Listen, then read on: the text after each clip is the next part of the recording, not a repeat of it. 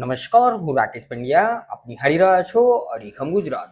મહીસાગર જિલ્લામાં આજે સ્થાનિક સ્વરાજ્યની ચૂંટણી માટેની મતદાન પ્રક્રિયા ખૂબ જ ઉત્સાહજનક અને શાંતિપૂર્ણ વાતાવરણમાં પૂર્ણ થઈ છે. જિલ્લામાં વહીવટીતંત્રની ચુસ્ત વ્યવસ્થા વચ્ચે જિલ્લા પંચાયત, તાલુકા પંચાયતની બેઠકો, નગરપાલિકા પેટા ચૂંટણી માટે સવારથી જ મતદારોમાં અનેરો ઉત્સાહ જોવા મળ્યો હતો. મહીસાગર જિલ્લાની 28 જિલ્લા પંચાયતની બેઠકો માટે કુલ 83 ઉમેદવારો વચ્ચે જંગ ખેલાયો છે. તાલુકા પંચાયતની વાત કરીએ તો કુલ 150 બેઠકો માટે 3 બેઠક પર ઉમેદવારો અગાઉ જ બિનહરીફ જાહેર થયા હતા.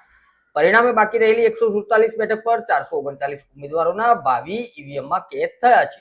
લુણાવાડા નગરપાલિકાની વોર્ડ નંબર 5ની એક બેઠક પેટા ચૂંટણીમાં 2 ઉમેદવારો મેદાનમાં હતા. સાંજના 5 વાગ્યા સુધીના પ્રાપ્ત થયેલા આંકડા મુજબ નગરપાલિકામાં 55.3%, જિલ્લા પંચાયતમાં 58.78% અને તાલુકા પંચાયતમાં 59.11% જેટલું સરેરાશ મતદાન નોંધાયું છે.